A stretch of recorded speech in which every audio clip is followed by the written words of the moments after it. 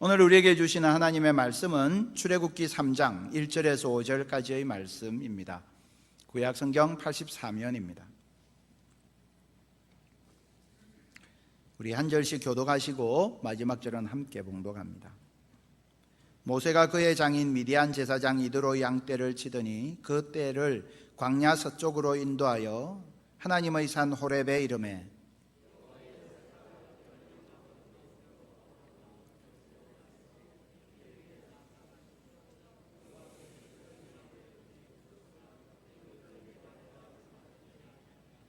이에 모세가 이르되 내가 돌이켜 가서 이 큰 광경을 보리라. 떨기나무가 어찌하여 타지 아니하는고 하니 그때에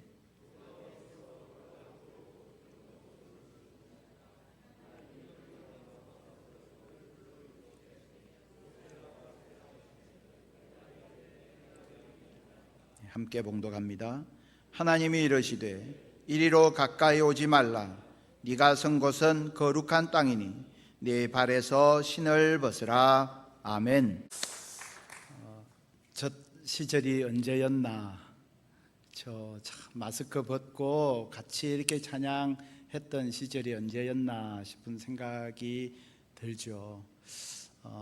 하지만 그 찬양의 고백 속에 담겨 있는 그 고백, 내가 그리스도와 함께 십자가에 못 박혔나니 그런 적 이제는 내가 사는 것이 아니요 오직 내 안에 그리스도께서 사신 것이라 고백했던 바울의 고백처럼 지금도 예수 그리스도의 십자가 생명이 우리 안에서, 교회 안에서 일하고 계신 줄 믿습니다. 저녁 기도를 드리는 시간을 굉장히 중요하게 생각했던 그런 사람들이 있었습니다. 근데 이제 저녁 기도를 드리고 있는데 그때면 꼭 고양이 한 마리가 이렇게 나타나서 여기저기를 자꾸 왔다 갔다 하고 방해를 하는 겁니다. 그러니까 열심히 기도해야 되는데 고양이가 이리 펄쩍 뛰고 저리 펄쩍 뛰고 하니까 너무 방해가 되어서 그 중에 스승이 이야기를 했습니다. 저 고양이를 저 멀리 성전 멀리 있는 기둥에 묶어놔라. 제자들이 가서 그 고양이를 잡아다가 신전 멀리 있는 기둥에다가 묶어뒀습니다. 그리고 저녁 기도 시간을 계속 잘 진행할 수 있었습니다. 오늘도 저녁에 기도를 드리고 또 다음에도 저녁 기도 시간에 또 기도를 드리고 참 편안하게 기도의 시간을 가졌는데 저쪽 편에는 늘 신전 구석 기둥에 고양이가 매여 있는 겁니다. 세월이 지나고 그 스승이 세상을 떠났습니다. 스승이 세상을 떠났는데도 여전히 고양이는 신전 기둥에 묶여 있었습니다. 좀 더 시간이 지났습니다. 그리고 이제는 고양이가 죽었습니다. 그러니까 사람들이 어떻게 했겠습니까? 나가서 고양이 한 마리를 잡아와서 죽은 고양이 대신 거기에다가 묶어 놓았습니다. 그리고 수백 년이 지났습니다. 그리고 나서요, 그 스승의 유식한 제자들이 책을 하나 발간을 했습니다. 이 예배 규범서라는 제목으로 발간을 했는데 그 책에 이런 항목이 있습니다.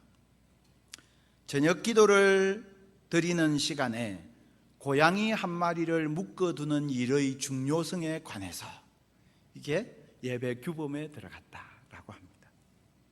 무슨 이야기를 하는 거죠?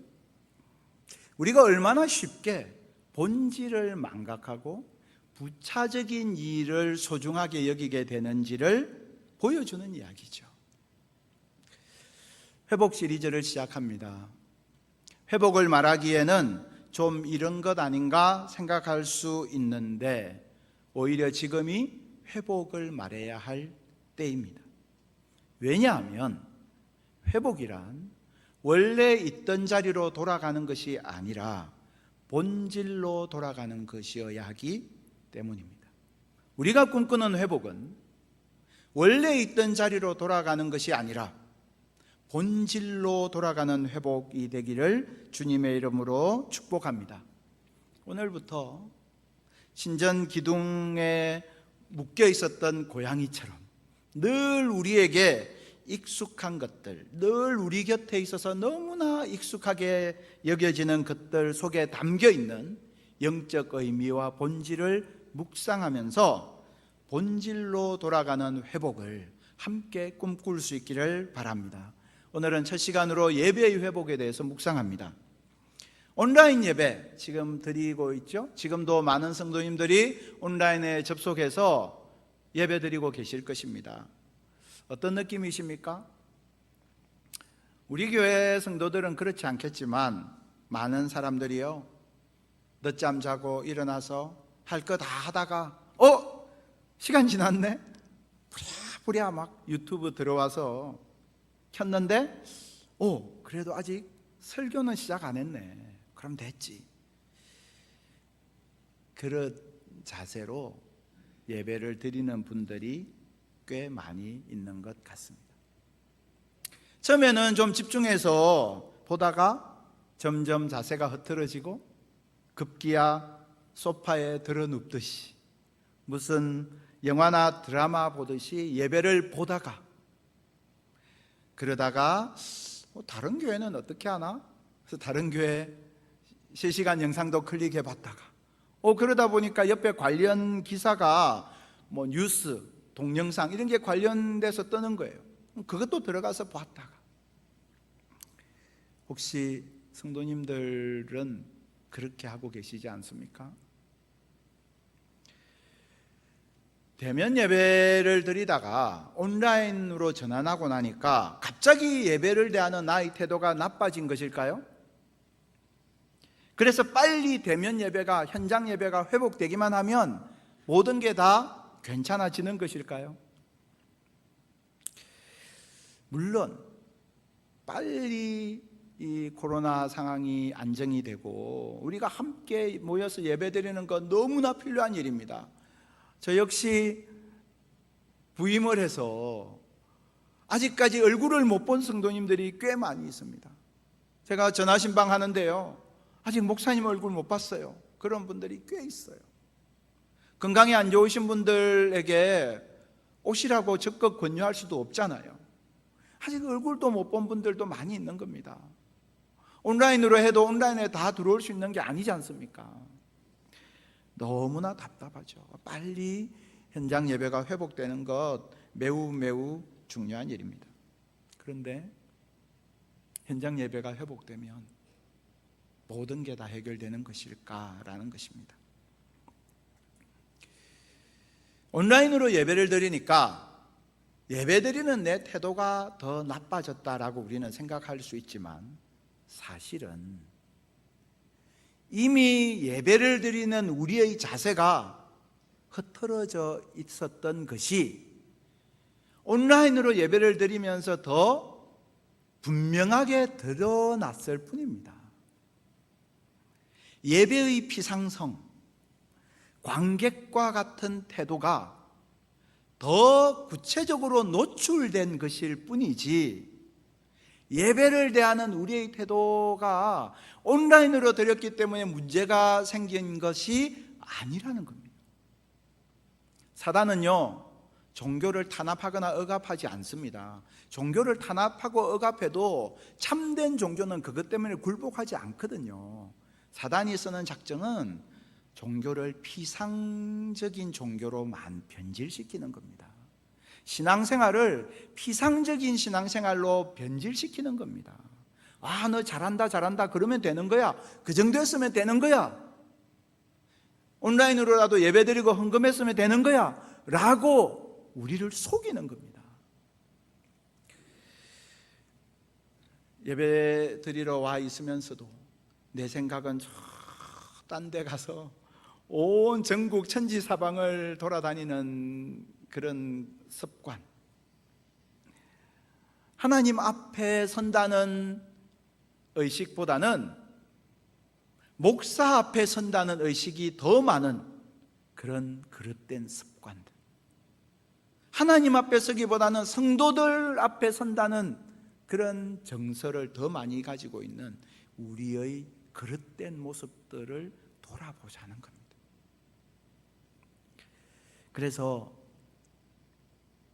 저는 그렇게 생각합니다. 지금 이 코로나 상황을 인해서 나타나게 된 여러 가지 문제는 이 상황 때문에 생긴 것이 아니고 우리의 약한 고리가 드러난 사건이라고 봅니다. 원래 약해져 있었던 겁니다. 그게 누구도 부인할 수 없게 드러난 거죠. 그렇다면 이제 우리는 어떻게 예배를 회복해야 할까요? 우리는 오늘 본문에서 그것을 같이 살펴보려고 합니다. 오늘 본문은 이렇게 시작합니다. 1절을 보십시오. 모세가 그의 장인 미디안 제사장 이드로의 양떼를 치더니 라고 했습니다. 지금 이 시점은 모세가 애굽에서 광야로 나온 지 40년 된 때입니다. 이 모세란 사나이 정말 대책 없는 사람 아닌가요? 40년 동안 광야에 지냈으면서 자기 양 몇 마리 확보하지 못하고 있는 그런 사람입니다. 지금쯤 되면 장인을 설득해서든 아니면 밖에서 물건을 팔아서든 자기 양떼, 자기 소유를 확보해야 정상이죠. 그런데 40년 광야 생활했으면서도 여전히 자기 양떼 한 마리 없고 장인의 양떼를 대신 치는 그런 사람, 장래가 보이지 않는 남자, 무능한 사람 모세였습니다. 근데 어느 날 2절을 보십시오. 여호와의 사자가 떨기나무 가운데로부터 나오는 불꽃 안에서 그에게 나타나시나. 떨기나무는 중동 지역에 사는 아주 보잘것없는 그런 나무입니다. 이게 영어 성경으로는 부쉬 이렇게 되어 있는데요, 이게 가시덤불 이런 느낌이거든요. 원래 나무로 치면 백향목이나 성전 재료로 쓸 수 있는 건축 자재가 될 수 있는 나무가 제일 좋은 거죠. 근데 이 가시떨기는요, 전혀 그런 뭔가 생산적인 일에 쓸만한 가치가 없는 나무예요. 아주 보잘것없는 나무입니다. 마치 광야에서 40년 세월을 보냈으면서도 아무런 것도 가지고 있지 못한 모세의 신세와 닮은, 여전히 바로의 압제하에 신음하는 이스라엘 백성들의 그 상황과 너무나 흡사한 나무가 바로 떨기나무입니다. 이 떨기나무 가운데에서 하나님께서 모세에게 나타나신 거예요. 자, 오늘 출애굽기 3장에서 모세가 떨기나무 가운데서 하나님을 만나게 됩니다. 그리고 성도님들 아시는 것처럼 40년간 이스라엘 백성의 지도자로 살죠. 그리고 신명기 34장에서 죽음을 맞이합니다. 신명기 34장 광야 40년 이스라엘을 이끌고 갔던 그 40년의 여정을 끝내고 34장에서 죽음을 맞이하는데, 신명기 34장의 죽음을 맞이하기 직전에 모세가 이스라엘 12지파를 위해서 했던 귀중한 축복 기도가 있습니다. 그게 신명기 33장에 나옵니다. 우리 같이 한번 찾아보겠습니다. 신명기 33장 16절입니다. 구약성경 317면에 있습니다. 성경을 찾으실 때, 성경을 찾게 되면 제가 화면 하단에 성경 장절하고 면수를 적도록 하겠습니다. 참고하시면 되겠습니다. 신명기 33장 16절, 우리 같이 한 목소리로 밑줄 한번 그어보시겠습니까? 자, 모세는요, 광야 40년의 세월을 마치는 그 순간까지도 떨기나무에서 그에게 나타나셨던 하나님을 잊지 않고 있습니다. 잊지 않는 정도가 아니라 광야 40년 이스라엘 백성을 이끌고 갔던 그 세월 동안 그는 떨기나무 가운데서 그에게 나타나셔서 사명을 주셨던 그 하나님을 늘 가슴에 품고 그 하나님 앞에서 살았습니다. 그것이 예배자의 삶이고요, 그것이 예배자의 일상인 줄 믿습니다. 아, 그때 떨기나무에서 하나님 나를 만나주셨지, 강렬한 체험이었어, 이거 아니고 떨기나무에서 그에게 나타나셔서 그에게 사명과 은혜를 주셨던 그 하나님을 늘 가슴에 품고 그 하나님 앞에서 40년의 세월을 보냈다는 겁니다. 어떻게 그런 일이 가능했을까요? 그래서 그 장면을 오늘 같이 조금 자세히 살펴보겠습니다. 3절입니다. 이에 모세가 이르되 내가 돌이켜 가서 이 큰 광경을 보리라. 자, 들기나무에 불이 붙었는데 나무가 사라지지 아니하는 광경을 보고요, 모세가 내가 돌이켜 가서 이 말은 구약에서 회개하라 라는 단어를 사용할 때 쓰는 것과 같은 단어입니다. 돌이켜 가서 내가 가던 길이 있는데 방향 전환해서 그리로 갔다는 겁니다. 의도적으로 갔다는 겁니다. 그랬더니 4절에 보니까 여호와께서 그가 보려고 돌이켜 오는 것을 보신지라. 재미있는 단어가 2번 나옵니다. 모세가 그것을 보려고 갔는데요, 하나님께서 그가 오는 것을 보셨다는 거예요. 똑같은 단어가 2번 사용되고 있습니다. 하나님께서 돌이켜 오는 모세를 보고 계신 거예요. 그리고 모세야 모세야 2번 부르십니다. 성도님들, 구약에서요, 하나님께서 한 사람의 이름을 2번 부르는 장면이 몇 번 나오는지 혹시 아십니까? 성경에서 하나님께서 한 인물의 이름을 부르시는데요, 2번 영거푸, 오늘 본문처럼 부르는 장면은 구약 전체를 통틀어서 딱 4번 등장합니다. 한번 찾아보겠습니다. 창세기 22장 11절입니다. 창세기 22장 11절을 보시면 여호와의 사자가 하늘에서부터, 자, 하나님께서 모세야 모세야 이렇게 부르셨습니다. 무슨 의미죠? 모세가 하나님께 자기의 명함을 드린 적도 없고, 모세가 하나님의 이름을 부르면서 열심히 예배드렸다는 기록도 성경에는 없어요. 그런데 하나님은 이미 모세의 이름을 알고 계신다는 사실이 너무 놀랍지 않습니까? 모세가 어떤 기분이었을까요?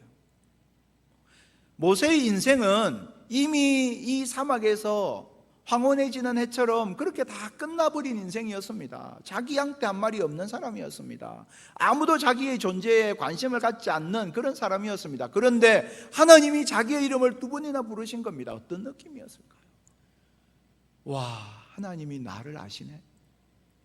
하나님이 내 이름을 부르시네. 여러분, 하나님은 우리 각자를 고유명사로 알고 계십니다. 하나님은 우리 각자의 이름을 알고 계십니다. 하나님은 우리가 아니고 나를 알고 계십니다. 제가 어제 이 말씀을 묵상하면서 마음속에 그런 감동이 찾아왔습니다. 하나님께서 모세에게 모세야 모세야 2번 부르실 때 모세는 어떤 느낌이었을까? 그러면서 제 마음속에 저의 이름을 부르시는 하나님의 음성이 들리는 거예요. 아, 그렇지. 하나님은 모세만 부르는 게 아니지. 하나님의 백성, 그가 누구이든지 하나님은 그 백성의 이름을 부르시는 분이지. 준비되지 않은 나에게도, 믿음이 없는 나에게도 모세에게 하셨던 것처럼 그렇게 찾아오셔서 내 이름을 불러주시는 하나님이시지. 하나님 앞에 고백하면서 제가 했던 게 있어요. 성도님들 같이 한번 해보실래요? 2 손을 가슴에 한번 얹어 보시겠습니까? 예, 온라인으로 예배하시는 성도님들도 우리 2 손을 가슴에 한번 딱 얹어 보시고요, 내 이름 부르시는 하나님의 음성을 듣는다 생각하시면 좋겠어요.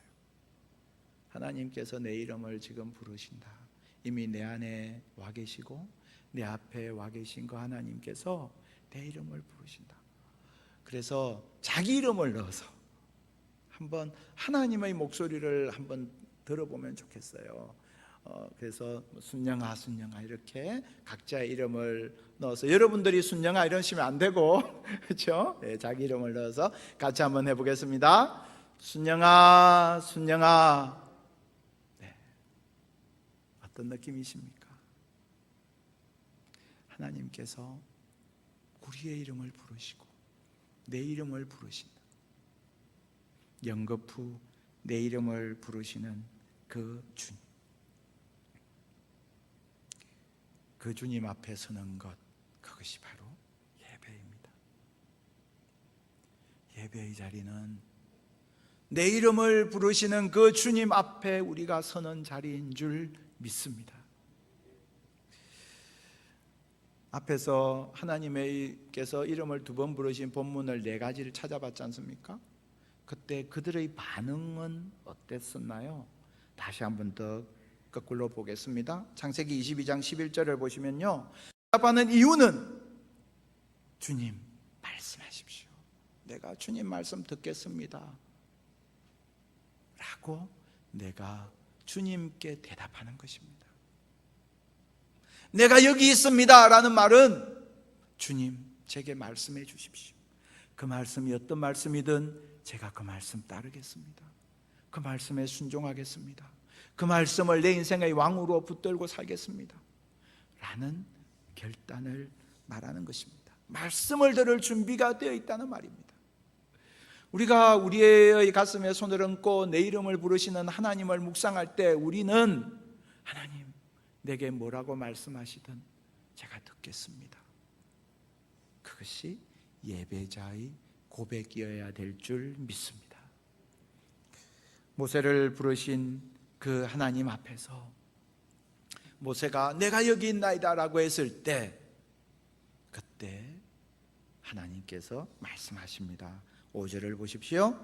네가 선 곳은 거룩한 땅이니 네 발에서 신을 벗어라.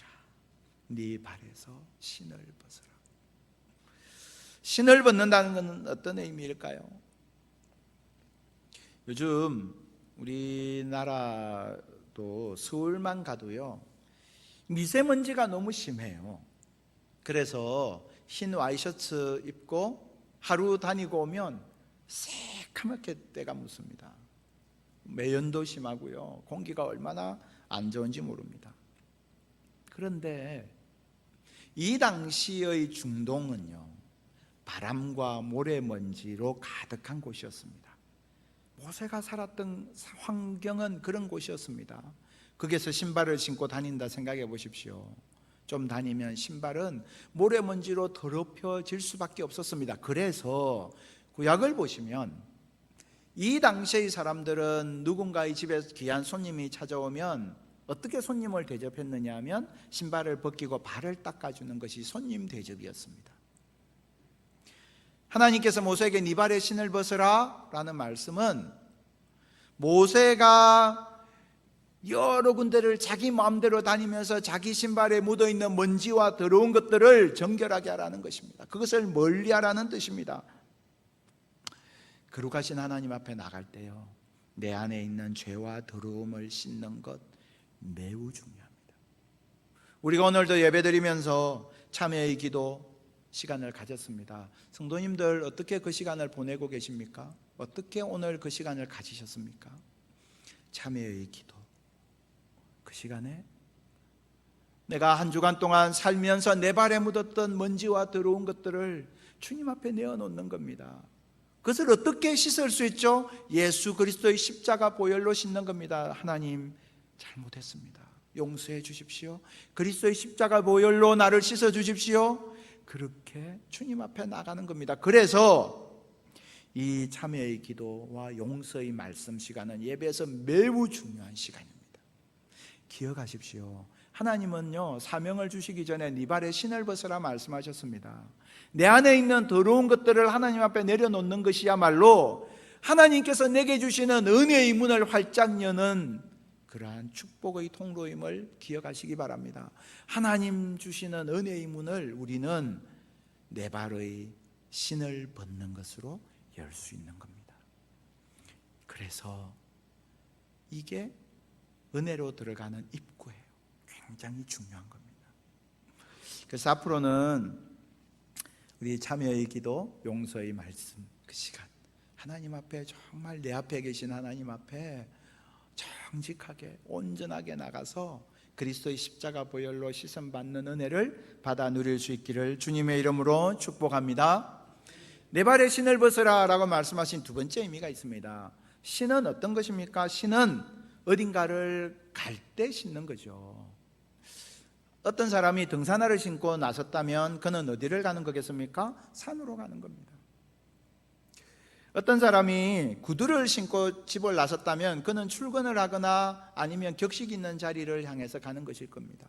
어떤 사람이 슬리퍼를 신고 나섰다면 그는 집 앞 마트를 가거나 친한 친구 집에 가는 것일 것입니다. 신발을 보면 그가 어디로 가고 있는지, 어디로 갈 것인지 우리는 금세 알 수 있습니다. 하나님께서 모세에게 말씀하셨습니다. 네 발에 신을 벗으라. 무슨 말입니까? 이때까지 네가 너 육신의 신발을 신고 다니던 그 인생의 방향, 네가 가고 있는 인생의 방향을 이제 돌이키라는 겁니다. 네 발에 신을 벗으라 말씀하시고 나서 하나님께서 모세에게 무슨 말씀을 주셨느냐면, 오늘 본문 출애굽기 3장 10절을 한번 보시겠습니까? 3장 10절을 보시면 이렇게 말씀하십니다. 내가 너를 바로에게 보내요. 동그라미 한번 쳐보시겠습니까? 이제 내가 너를 바로에게 보내요. 너에게 내 백성 이스라엘 자손을, 여기도 표시 한번 해보시죠. 이스라엘 자손을 애굽에서 인도하여 내게 하리라 라고 했습니다. 바로는 어떤 인물입니까? 바로에게 가는 건 내키지 않는 일입니다. 두려운 일입니다. 자기 목숨을 내어놓아야 하는 일입니다. 그런데 하나님은 모세에게 바로에게 가라, 신발을 바꿔 신고 이제 바로에게 가라는 거예요. 방향을 바꾸시는 겁니다. 바로에게 가라. 두 번째, 이스라엘 자손에게 가라. 이스라엘 자손은 어떤 사람들입니까? 모세는 이스라엘 자손에 대한 호의를 가지고 그가 나섰는데 이스라엘 자손들이 모세에 대해서 오히려 비난해서 모세는 어쩔 수 없이 이집트의 왕궁에서 도망쳐야만 했습니다. 자기의 호의를 받아주지 아니하였던 그 사람들, 얼마나 야속한 마음이 많이 있겠습니까? 그 사람들 때문에 모세는 40년 고생했던 겁니다. 그 사람들에 대한 불편한 감정이 얼마나 많이 있었겠습니까? 배신감이 왜 없었겠습니까? 그런데 하나님은 그들에게 가라 말씀하십니다. 그들에게 갈 뿐만 아니라 그들을 이끌고 구원해서 가나안 땅으로 이끌고 가라. 나는 그러고 싶지 않은데 하나님은 모세에게 그렇게 말씀하십니다. 코로나 상황 속에서 교회는 참 억울한 대우를 받고 있는 측면이 많이 있습니다.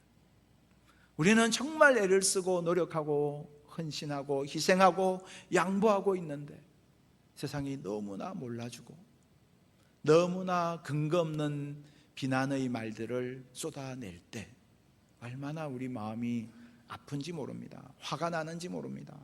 저 역시 마찬가지입니다. 그런데 기억해야 합니다. 세상은 한 번도 교회에 대해서 호의적이었던 적이 없습니다. 그리고 교회는 세상을 말로 설득할 수 없습니다. 교회가 세상을 말로 설득하려고 하는 노력을 멈추어야 합니다.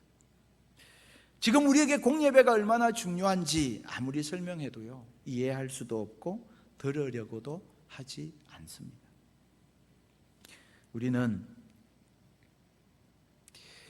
이 가운데에서 하나님께서 우리에게 주신 이 은혜를 가지고 그러면 어떻게 해야 할까요? 제가 읽었던 글귀가 있습니다. 어두움을 저주하기보다는 한 줄기 빛을 비추라. 어두움을 저주하는 것으로 어두움이 물러갈 수 있다면 저주하겠습니다. 그러나 어두움을 저주하는 것으로는 어두움이 물러가지 않습니다. 미약하지만 한 줄기 빛을 비추면 어두움은 그 세력을 잃을 수밖에 없습니다. 예배를 통해서 세상을 향한 하나님의 마음, 예배를 통해서 세상을 향해 우리를 보내시는 하나님의 그 부르심과 사명을 내가 회복하고 세상을 볼 때 우리에게 얼마나 많은 중보의 제목이 있는지 모릅니다. 저는 세상 사람들이 불쌍합니다. 예수도 모르고 하나님도 모르고 그리고 자신의 인생과 운명이 어떻게 될지도 모르고 그냥 그런 하나님 모르는 사람들에게 질병에 걸린다는 것은 그 속에 어떤 희망과 소망이 있을까? 얼마나 두려울까? 얼마나 불안할까? 위하여 기도해야 합니다. 확진이 되면 모두에게 다 문매를 맞습니다. 나는 잘못한 게 없는데 모두에게 비난을 받습니다. 후유증도 많다는 그런 결과들도 많이 나와 있습니다. 얼마나 두렵겠습니까? 우리 역시 마찬가지일 수 있죠. 그런 이 세상의 불안과 두려움에 대해서 우리가 기도해야 합니다. 의료진들 너무나 많은 고생과 수고를 하고 있습니다. 이 상황 가운데에서 자영업 소상공인들 그야말로 경제가 무너져 내리는 아픔을 감수하고 있습니다. 그런 세상을 향해서 우리가 중보하고 기도하는 그 마음을 갖는 것. 하나님께서 모세에게 저 이스라엘 민족에게 가, 그리고 그들을 건져, 그들을 위해서 너 인생을 던지고 희생해 라고 말씀하셨던 것처럼 하나님은 우리들에게 그렇게 우리를 사명의 자리로 보내십니다. 모세가 하나님께 사명을 받았던 이 일은요, 굉장히 큰 사건을 계획했던 게 아니었습니다. 모세가 내가 이제 이 40년 무의미한 삶을 끝내고 뭔가 의미 있게 살아야지 결심해서 하나님 찾았던 게 아닙니다. 모세가 했던 것은 광야를 가다가 저쪽에 떨기나무에 불이 붙었어요. 에이, 내가 뭘 잘못 봤겠지. 내가 아침을 안 먹고 왔더니 머리가 빙빙 돌아. 그리고 갈 수 있었습니다. 나 지금 바쁜 일이 있는데 이 양떼를 빨리 몰고 냇가로 가야 되는데 빨리 가야지. 이렇게 외면할 수 있었습니다. 그런데 모세가 몸을 돌이켜서 그 떨기나무로 갔던 작은 일 하나에서 시작했던 겁니다. 그리고 그 떨기나무로 갔던 모세를 하나님은 보셨고 그를 부르셨고, 내가 여기 있나이다 모세가 대답했을 때 그에게 네 발의 신을 벗으라, 그리고 사명을 주셨습니다. 하나님과 모세와 사이에 이루어지고 있는 이 관계, 이 대화를 보십시오. 점점 더 깊어지고 더 넓어지고 있죠. 예배가 그런 겁니다. 내가 오늘 내 인생을 바꿀 만한 말씀을 들을 거야 이렇게 각오하고 오지 않지만, 오늘 나 예배 오기 싫은데, 예배 드리기 싫은데, 나 더 바쁜 게 많은데 억지로 왔어요. 그런데 그 시간, 그 작은 시작을 통해서 하나님께서 내 인생 속에 계속하여 말씀하시고 내게 하나님의 음성을 들려주시고, 그래서 점점 내가 하나님의 사람으로 만들어져 가는 것, 그것이 예배의 능력이고 본질이고, 그것을 되찾는 것이 예배의 회복입니다.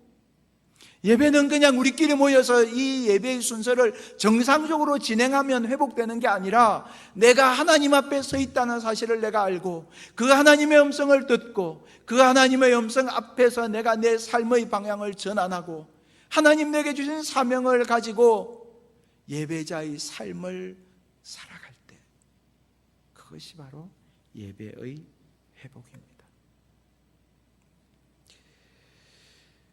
우리가 이번 주부터 가정 예배를 드리는데요, 가정 예배라는 말이 정말 의미가 많은 말입니다. 가정 예배는 가정에서 드리는 예배죠. 가정에서 드리는 예배이지만 동시에 가정 예배라는 말은 예배자로서의 내 삶을 살아갈 현장이 가정임을 보여주는 말입니다. 그래서 굉장히 많은 의미를 담고 있습니다. 가정에서 드리는 예배가 가정 예배이면서 동시에 내가 예배자로서의 내 삶을 살아갈 현장이 어디죠? 가정인 거예요. 가정에서 나는 예배자로 부모 노릇해야 되고요, 가정에서 나는 예배자로 배우자로서의 역할을 감당해야 되고, 가정에서 나는 예배자로 가족의 역할을 감당해야 되는 것입니다. 그래서 가정 예배의 회복은 내가 예배를 회복하는 데 있어서 굉장히 중요합니다. 바라기는 우리가 함께 행가래, 행복한 가정 예배, 그 시간을 통해서요, 우리 안에 정말 예배의 정신이 회복되는 은혜가 있기를 바랍니다. 예배의 본질을 경험할 수 있는 은혜가 있게 되기를 바랍니다. 우리가 오늘도 하나님 앞에 예배의 회복이라는 말씀을 함께 나누었습니다. 정말 우리들에게 우리가 꿈꾸는 예배의 회복은 어떤 것입니까? 내가 하나님 앞에 서서 그 하나님의 음성을 듣고 그 하나님 주시는 말씀을 따라 살아가는 것, 하나님 앞에 서기. 그 회복을 통해서 우리 각자의 인생 또한 회복되는 역사가 일어나기를 주님의 이름으로 축복합니다. 기도하겠습니다. 하나님 감사합니다. 오늘도 하나님께서 저희를 사랑하셔서 주의 전에 나와 하나님 예배하게 하시니 감사합니다. 아버지 하나님, 저희를 예배자로 부르시는 주님의 음성 듣고 주님 앞에 서는 저희가 되게 하시고 하나님 내게 주시는 말씀 따라서 살아가는 저희 모두가 다 되게 하여 주시옵소서. 예수 그리스도의 이름으로 기도드리옵나이다. 아멘. 찬송가 338장 찬양하시면서 준비하신 예물